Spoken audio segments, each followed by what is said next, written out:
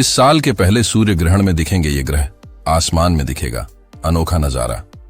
इस साल का पहला सूर्य ग्रहण देखने का सबको इंतजार है। अप्रैल के महीने में साल 2024 का पहला सूर्य ग्रहण लगने जा रहा है। नासा ने बताया कि यह ग्रहण मेक्सिको की प्रशांत तट पर दिखेगा। 8 अप्रैल को सुबह 11:07 पर ग्रहण लगते देखा जा सकता है। नासा के मुताबिक इस साल का सूर्य ग्रहण कई मामलों में अनोखा हो सकता है। सूरज को चांद पूरी तरह से ढक लेगा। ऐसा होने पर दिन में अंधेरा हो जाएगा। ग्रहण की अनोखी बात यह है कि सौरमंडल के कई ग्रहों को धरती से देख पाएंगे।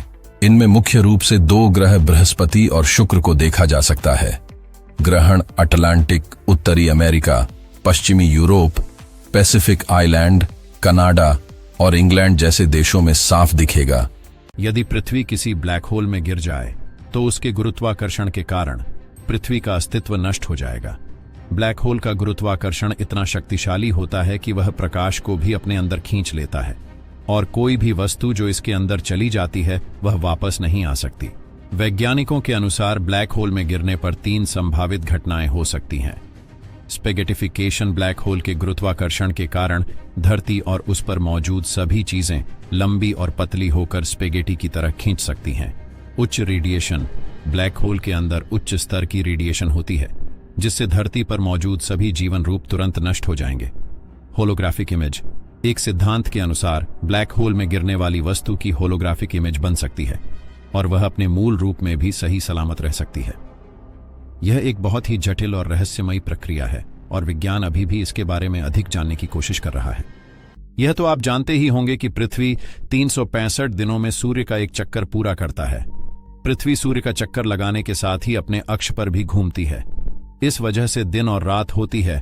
हर 23 घंटे 56 मिनट और 4 सेकंड यानी 24 घंटे में पृथ्वी एक बार अपने अक्ष पर घूमती है।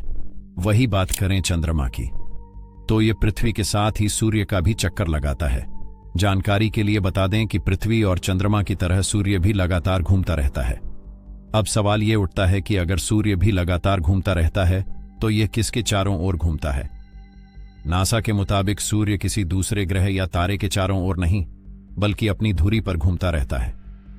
सूर्य करीब 27 दिन में अपनी धुरी पर एक चक्कर पूरा करता है। क्या सच में एलियंस मौजूद है? दुनिया भर की स्पेस एजेंसियां इस सवाल का जवाब जानने में जुटी हुई है। अमेरिका की वॉशिंगटन यूनिवर्सिटी के रिसर्चर्स ने कहा कि 2030 तक स्पेस एजेंसी नासा एलियंस की खोज कर लेगी। वॉशिंगटन यूनिवर्सिटी के रिसर्चर्स ने दावा किया है कि एलियंस जुपिटर ग्रह के चंद्रमा यूरोपा पर मौजूद हो सकते हैं। डेली मेल की रिपोर्ट के मुताबिक एलियंस का पता लगाने के एक मिशन को लॉन्च किया जाएगा। नासा यूरोपा पर क्लिपर नाम के एक स्पेसक्राफ्ट को इस साल अक्टूबर में भेजने वाली है जो 5 साल का सफर तय कर जुपिटर के चंद्रमा यूरोपा तक पहुंचेगा।